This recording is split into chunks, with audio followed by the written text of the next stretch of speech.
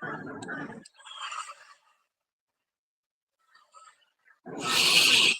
morning. Welcome to the morning sit. Sunday, the 3rd of the 5th, 3rd of May, Sunday morning. We sit for 20 minutes. It's for as long as it's good for you.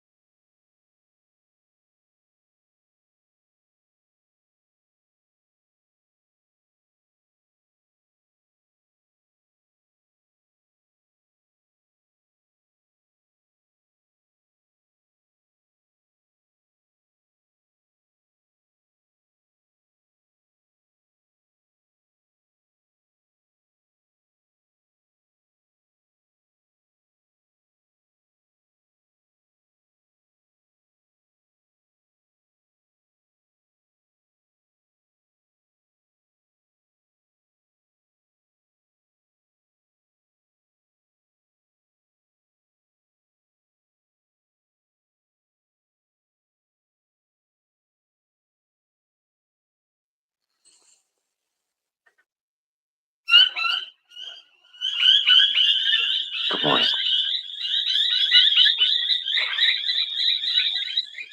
Reflection for today. Um, in Buddhist text, now I refer to different texts like Buddhism and the Bible, the I Chings, Bhagavad Gita. I'll reflect or speak to these different texts from time to time. And in the Buddhist text, one of the first things that's spoken about, what Buddha taught, was about the Four Noble Truths. And the first of those truths says, there is suffering. And the second noble truth is, cause of suffering is desire or attraction. So we just look at those two very quickly.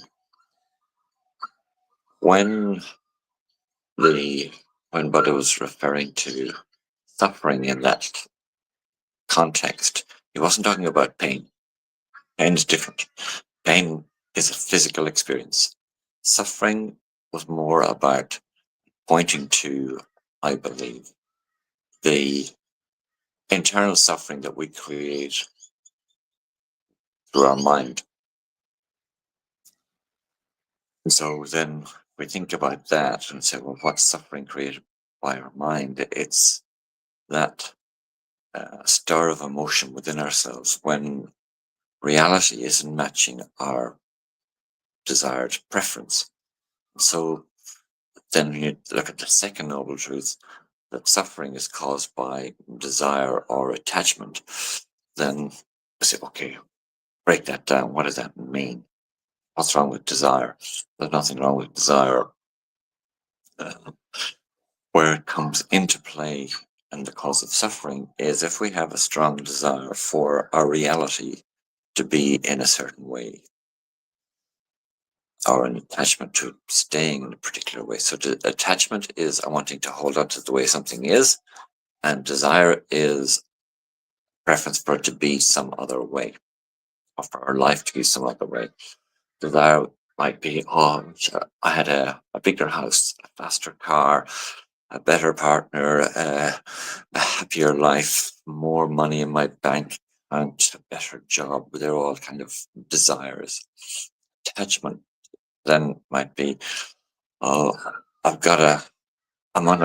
having a wonderful holiday and I don't want it to end, or I've got a beautiful, fantastic job, and if I lost that job, I don't know what I would do. Or if I lost that person out of my life, I don't know what I would do. And there's an anxiety or a worry about losing something.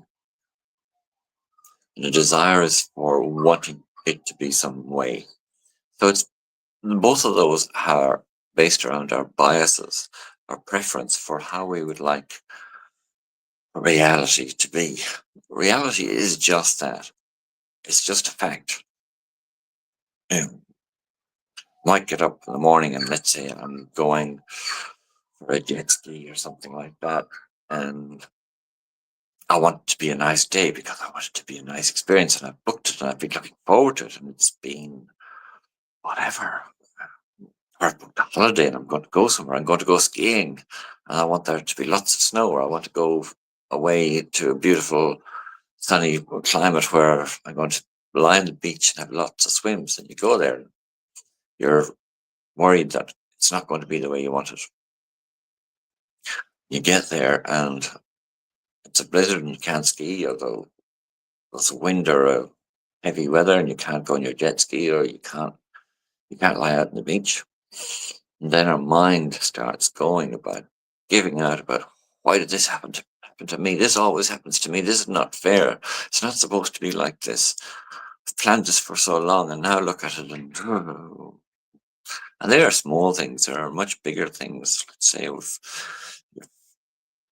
been made redundant, or you've got some financial stuff or some health issues, and why is this happening to me? It shouldn't happen to me. It's something wrong with reality. Reality is just that. You then have the choice through the power of your will and through intention to see it in a different way. So we've talked about it before, something light. We're going to work in the morning, we're going somewhere. We set off, we've planned it's going to take us an hour to get there. And there's an accident on the road and there's traffic backed up, and now you're going to be late. Or someone's driving slowly in front of you and you start giving out about, how did it happen? It shouldn't happen. And why can't this person drive faster? Or we build up a story in our mind rather than accepting, well, the traffic's in front of me. I can't go around it. I can't go back. I'm going to be late. That's a fact. That's a fact. So if we focus on the fact and accept that is the reality, then we can let ourselves soften a little bit and maybe let it go. We might swing back to it and stir up again. But if we can notice the suffering that we're causing inside of our own mind by wanting to have reality be other than it is, just to be other than it is, then we can start to reduce that suffering. We start to let go of desire and attachment. And as it happens within Buddhism's third noble truth is we must let go of desire and attachment, or get rid of desire and attachment.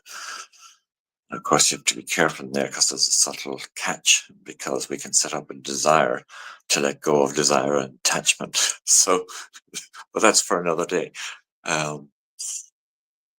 But for now, to reduce our suffering, to reduce our mental angst, our regret about something we didn't do, our desire to have something happen,